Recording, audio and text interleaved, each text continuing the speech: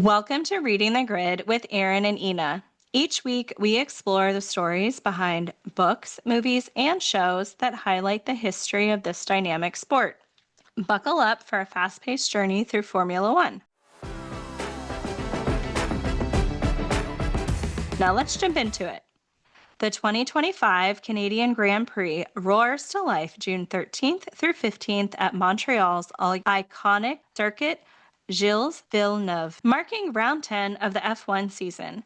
This fan-favorite track is known for its high-speed straights, heavy braking zones, and the infamous Wall of Champions. With unpredictable weather and low downforce demands, it's a circuit where anything can happen, and often does. McLaren heads to Montreal with momentum as Oscar Piastri leads the championship just 10 points ahead of teammate Lando Norris after an impressive 1-2 finish in Barcelona.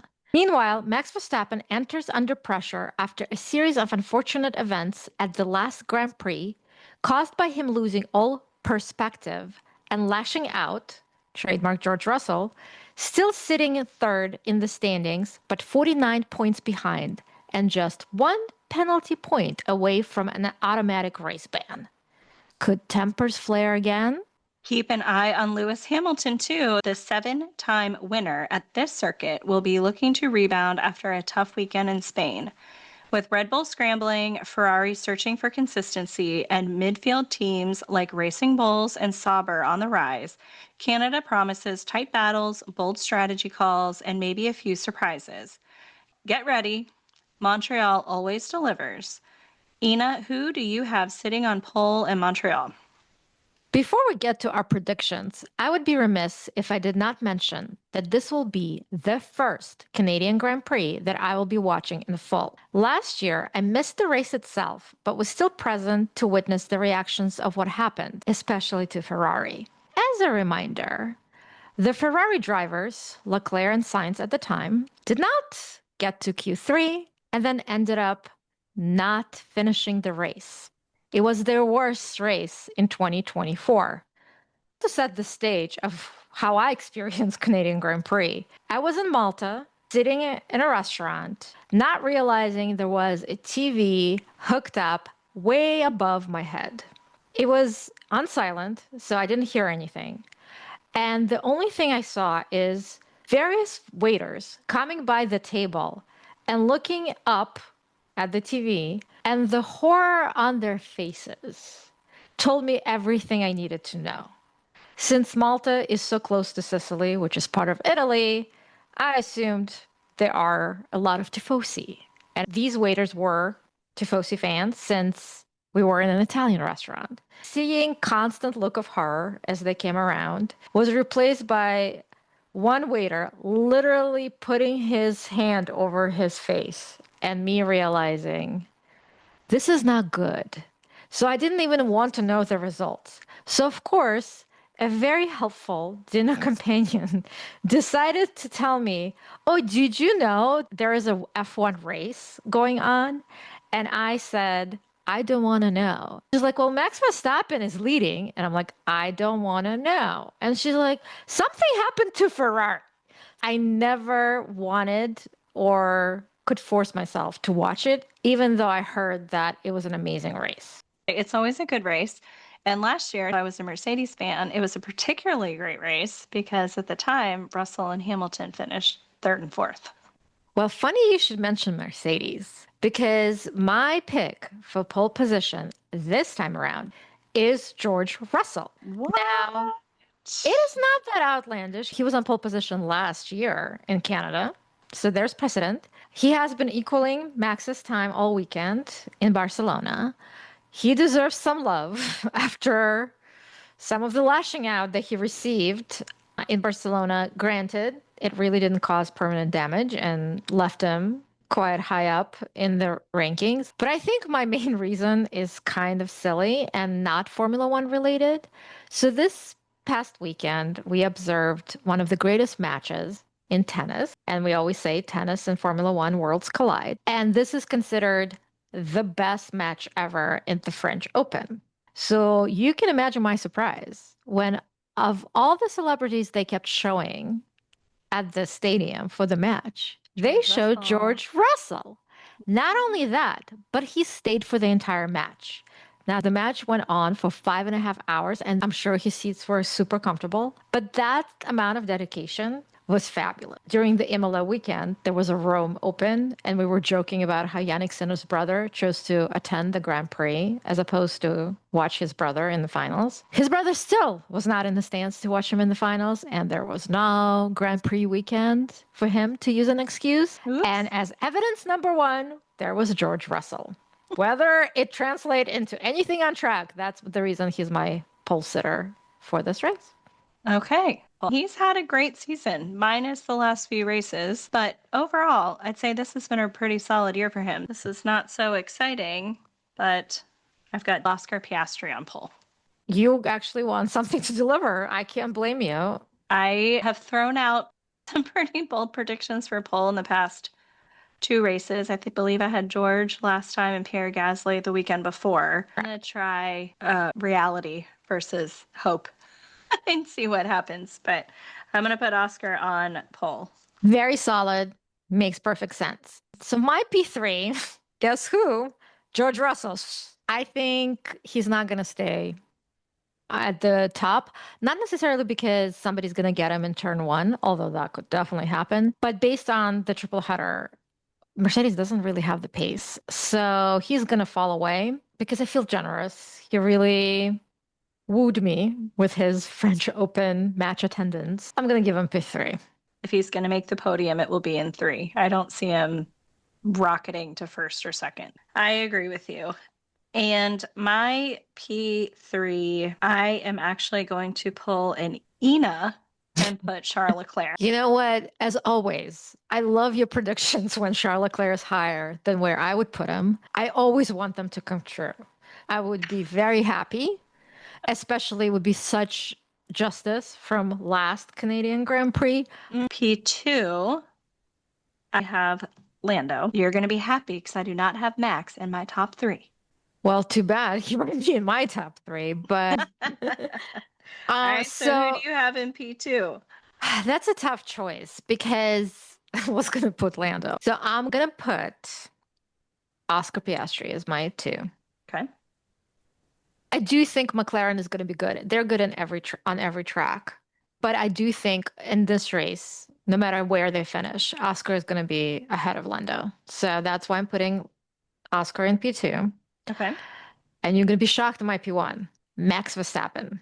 What? Because, yes. Tina, wow. Yeah, I went, okay. Listen, I don't want this to happen. And as you know, usually what happens is I put him on the podium, he didn't make it. But no, it's going to be such a fascinating weekend because he either going to be cautious because he doesn't want an extra penalty point, but it's not his nature. I don't think he will be.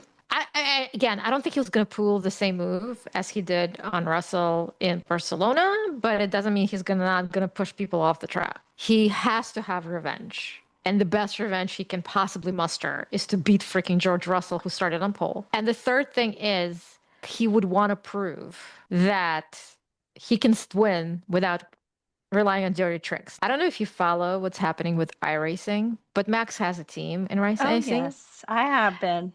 Yeah, and so the team, not Max directly, but the team exploited a very interesting lapse in the rules to try to, cheat is a strong word, but they tried to extend or stretch the rule further than it was intended to get an advantage for their team. So I think, again, all of this is going to fuel Max to be like, look, you think I cannot win just based on my talent? Watch my freaking talent. So for all those reasons, I'm putting him in P1. I am not going to disagree with anything about his talent or the tear he is probably going to go on.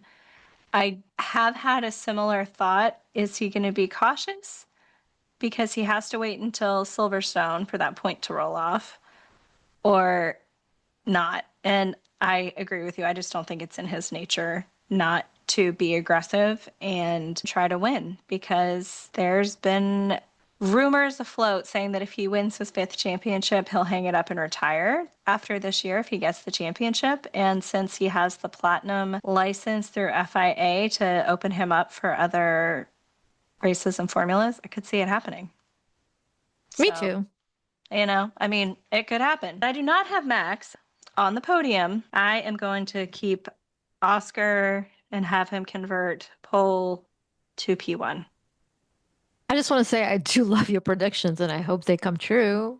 It's very cliche. The only other P3s I've had have, well, I threw out a pretty wild one in Monaco. Aside from that, it's either been Russell or Charles, I feel like, outside of the usual suspects. Okay, fair. I don't know. We'll see. Well, I've So- never predicted Russell on the podium, so You we'll have see how not. that works. Nope, I've predicted him at pole and on the podium. I have never properly predicted Russell, so we'll see if you have the magic touch to get him in one of those spots. I also never correctly predicted Max, so just wanted to throw it out there. That's true too, in all fairness. So what does Ferrari do, Ina? As much as I would love for Leclerc to end up on the podium, close to the podium, since I put my boy, Lando, not on the podium. Again, not necessarily what I want to see happen. I'll give him P4 Okay. because that McLaren is a beast. Yeah. And then I guess Charles is P5. Okay. I honestly don't know what to do with Lewis. It's the crapshoot at this point. I mean, I think he'll be in the top 10. Exactly. I don't think this track is great for Ferrari. So let's put him P7. Okay. So then who do you have in P6? I think Hadjar Okay. may have a good race. Let's put him 6. I did All Lewis right. 7th. Round Who out do your I- 8th, 9th, and 10th. All right. Alpine wasn't bad last year. They are horrible this year. Correct me if I'm wrong, but I think both Gasly and Ocon got points. That is And correct. Hulkenberg- Gasly was 9th, Ocon was 10th. I'm going to Ocon 8. Also, I believe Aston Martin did really well. They did. But They then were I don't know 6th what's and going on 7th with. last year. But we don't even Okay. know if Stroll's going to race. We'll talk about that in Right. a little bit. So let's do Alonso 9. Okay. And you know what? I know, like, I'm giving up on Kimi. Well, you But have let's Haas. throw- They actually did pretty well last year. All right. They were close to the points. You could do. I'm gonna your give other him 10. favorite- Okay. What about So you? All right. Just to confirm for you. So you have George Russell on pole. Mhm. Max, Oscar, George, Lando, Charles, Isaac, Lewis, Esteban, Fernando, Kimi. Yes, Okay. Locking it in. sure. But you haven't even Great. started giving us your Ferrari prediction or anything else in the top 10. Oh, that's right. Okay. Well, let's talk about what I'm going to do. I already put Charlotte 3. So I've got Fantastic. Ferrari on the podium. I think Lewis is still going to struggle a bit, unfortunately, until either they change his engineer or they bring the upgrades to Silverstone. But I think he's still going to get points. I'm torn between 6th, 7th, and 8th for him. Well, who's you gonna have put as 4? I have Oscar, Lando, Charles. I was Mhm. going to put Max at 4 because I do agree with you. I think Max is going to be up there. He just gets that Red Bull, places where no one was expecting it. And then I would put Russell at 5. You're putting them next to each other. Good luck of them not tussling. Well, I don't know. I like the catchphrase. He tussled with Russell. I think that is just as catchy as the rain in Spain, since Russell likes to be the weatherman and the car.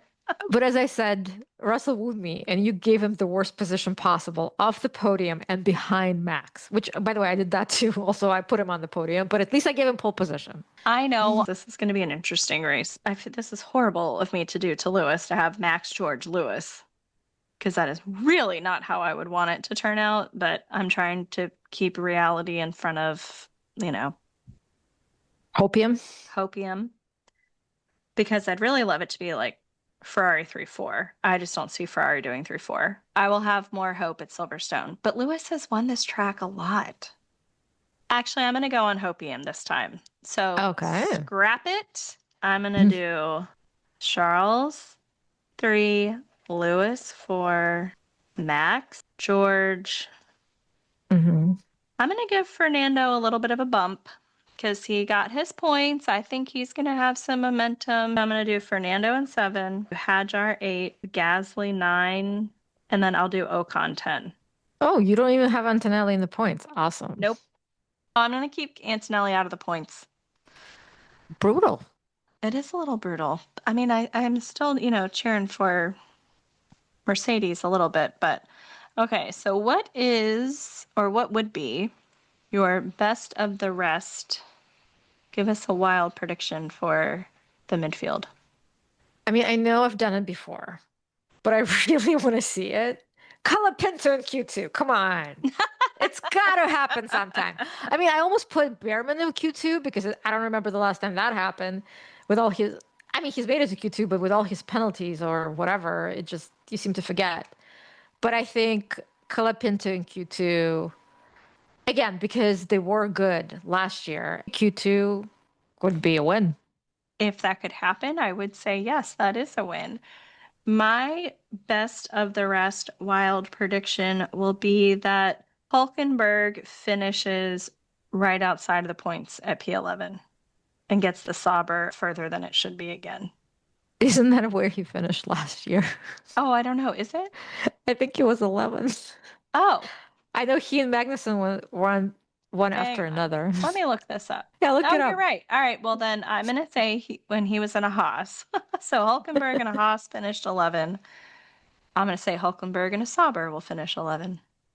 Always a bridesmaid, never the bride, never on the podium, and not in the points. I'm not getting quite bold enough that he actually gets a podium, although at some point you would think that would have happened by now. But I just am going to say he's just going to keep up the longest run of no podium. Unfortunately, that's what it looks like now. Yeah, I don't see it happening. Well, we'll see what happens. So Calapinto in Q2 and Hulkenberg holds year over year. Different car, same position, P11. I'm sure he won't have PTSD after that. Sorry, Nico. Don't hold it against me. It's your car, not you. All right. We did not spill the grid in the last episode. There has been quite a bit of off-track drama, which is leading us to think that this is going to be a very silly of silly seasons coming up over the summer break. We will start with George Russell, whose contract is up at the end of the year with Mercedes. George removed the Mercedes AMG F1 Instagram handle from his profile bio, sparking rumors that he will not be renewing his contract with the team, leading us to ask the question, where will he go? Cadillac? Maybe Alpine? Even Aston Martin? What's your take, Ina? I think you're right. This is very silly. It's of the silliest things you can think of, but on the other hand, there's no way this happened without ramifications. And George is very savvy, especially on social media. So I think he knows what he's doing. As much as I showed him a lot of love in this episode, he has such an ego. He thinks so highly of himself, probably a little bit disproportionate to where he is in terms of popularity. I think that's a sign to Mercedes that, hey, I'm wanted. So if you don't shape up and give me, I have options. My problem is with the choices that you mentioned. Toto will go, so what? Because none of these options are better than Mercedes. I mean, Cadillac, it's, I think, the worst option of the three because they're going to be new. They're unproven. So they're not going to have an engine until, I might be wrong, but I think 2028, 2029. So that is all kind of a gamble for somebody who has to stay in F1 or their career is over, which is not where I think George's is. Alpine is a disaster. Just the fact that he would have to deal with Flavio Briatore is a double-edged sword. They are going to have Mercedes power unit, I believe, after this year, which can only make that car better because a lot of people think the reason they're so poor is because of the Renault power unit that they're discontinuing. Again, that team is extremely dysfunctional. They're very low in the standings. And at best, they're going to be the Mercedes customer team, but they're not at the McLaren level who can actually exceed a works team like Mercedes to perform the best that they could. I would add on to that one of the other rumors that has been swirling quite a bit, and we have brought it up a couple times. The performance at Red Bull, Christian Horner, the circumstance surrounding his former assistant hasn't been settled yet. There has been clamping down internally on his power and his ability, and he built the team from the ground up. There have been, I think, as we said before, a very far-fetched rumor of him going to Ferrari or Ferrari inquiring if he'd be interested in a move. I don't see that. There's also talk of him maybe going to Alpine. He could have equity in the team. He could build it up. So if you have a Horner move to Alpine, does that make it any more enticing for Russell? No, because I think he's programmed to hate Horner from his Mercedes days. And I don't necessarily think that Horner rates him highly.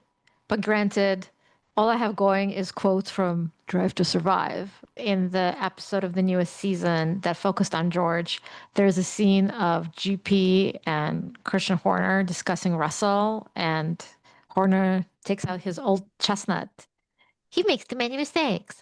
When dollars and cents are brought into an equation, it doesn't really matter. I think definitely Horner being with Alpine makes it more likely that Alpine will shape up. However, Horner brings a lot of toxicity with him. So does George want to deal with it? And even if, let's say, it's a match made in heaven and Alpine is the second coming of Red Bull, Horner didn't develop that Red Bull in a year. No, it took time. It took, yeah, I think it took at least 6 years, or something like that. So I just think, it's still too much of a work in progress. Aston Martin is actually the best possibility of the three because you have Honda engine, which has been proven to work. Right. You have Adrian Newey, who is tempering expectations, but hey, he's a genius. You can never bet against him. The only thing is, I have a theory, and it might be a conspiracy theory. This Aston Martin is doing this or spreading these rumors to scare Toto into signing George so they can have free reign to lure Max to Aston Martin. So I don't believe they're genuinely interested in George. That could be, because that would be a tactic that a team would deploy.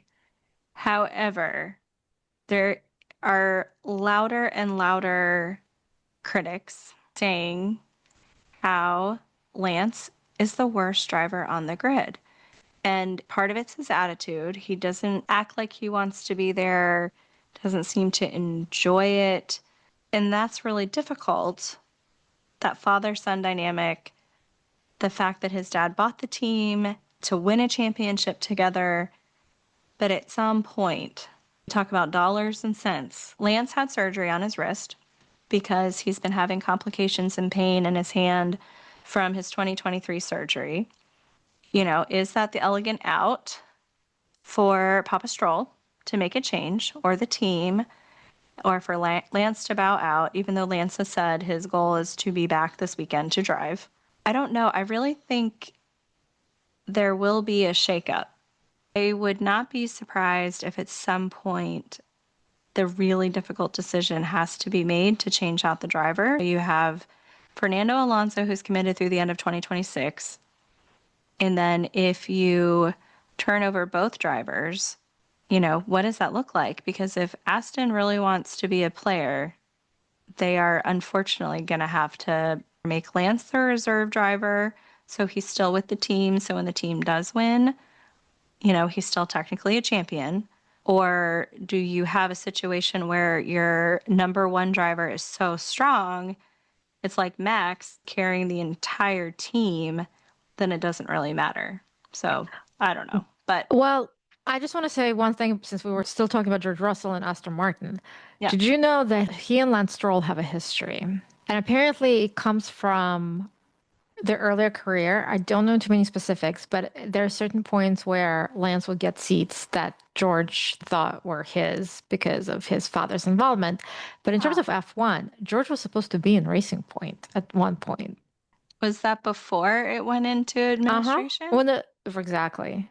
Oh, interesting. So he was lining up for that seat, and the only reason he got Williams' seat is because Lance went with his With papa Racing Point, yeah. into Racing Point, and that's Right. the freedom. So there's history, and so that's interesting. Another thing you mentioned about Lance not being as engaged. There was a video that was dropped. It's in the spirit of Behind the Grid, but it was actually about their red flags. It was cute, but some of it was, a little too staged. But Lance seemed natural. He smiled. He spoke quite a bit. So I do think a lot of his disengagement is his being uncomfortable in front of the camera, which I cannot blame him for. No, I can't either. I would be so awkward in front of a camera. Right. And then he's also being an introvert, which brings all these anxiety moments, I'm sure, when you are under the microscope and expected to behave and perform in a certain way, and he just doesn't have a personality for it. So I feel like he gets a little bit of a bum rap that way. Granted, his performance on the track, we've seen worse drivers. How about that? True. But he's not great. And he is probably not long for Aston Martin. What surprises me is that he is rushing to come back from this latest setback, which I think is horrible for his health, not to mention what it means for his racing. To me, I think there's still this need, whether it's driven by his father or himself, that he needs to be in Formula One, and this is the way that they're going to do it. I grant you, Fernando has a contract through 2026, and I do believe he's not going to extend it beyond that. If they want Max, I have a feeling as long as Papa Stroll is still the owner of that team, they're trying to fill Fernando's seat and not Lance's. I guess we will see. But so my question for you is if Lance does not race this weekend, He there will. have been, okay, well, if he does not, I know you're convinced he will, but if he does not, names that have come up other than their reserve driver, Drukovic, who was also dubbed maybe one of the unluckiest drivers in F1. Valtteri Bottas's name has come up. He's a reserve driver for a number of teams. However, if he would drive, he would still have to serve out a 5-place grid penalty from Abu Dhabi 2024. So I'm not quite sure how likely that would be, but you're convinced Lance is going to drive.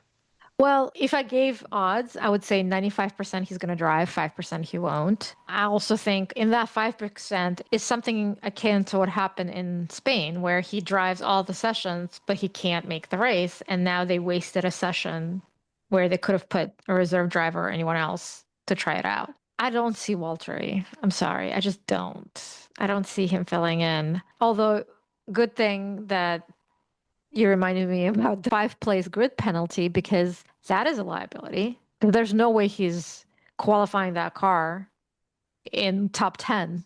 So No. that's already puts him at the back of the grid. So at that point, you might as well get Lance to drive it. Drukovic, just one thing, never actually was an F1. The man has just been wasted for so long. But I think he's the most likely, as long as they're realistic, how likely it is that Lance can do it. But I feel with everything we've seen happening over the weekend in Barcelona and everything that Aston Martin is putting out now, I don't see him not racing, even if he's not ready. And I'm not saying they necessarily rush him if he's physically cannot get into the car or out of the car by himself, which I think is the ultimate test. But I think he's going to be pushing the risk to have further complications, which is absolutely unnecessary. It is. I wish they would just make the decision to make him sit it out. I know it's his home Grand Prix and he wants to race, but in the long run, I don't think it's worth it. Speaking of individuals that might potentially at some point miss, although this is a little different because I'm going to make the assumption Verstappen gets another penalty point and he is out for a race. Red Bull has requested the FIA grant a super license for Arvid Lindblad if Max Verstappen does get his race ban. Quick question on that. Yeah. So I got that they asked for his super license. I don't think they're planning to put him in Red Bull, right? Wouldn't they just put him in Racing Bulls and get Hadjar into Red Bull to substitute for Max? I heard they could either promote Lawson or Hadjar to replace Max. They are not promoting Lawson again. I didn't think so, but those were the two names that I saw to fill in for Max. Yeah, no, I think it's definitely going to be Hadjar. And I know that Nico Rosberg, for instance, has advised him to say no, like that's ever going to be happen. I hope he stays at Racing Bulls. That second seat is just tough. I did see someone say, wouldn't it be wonderful if they brought Daniel Ricciardo back?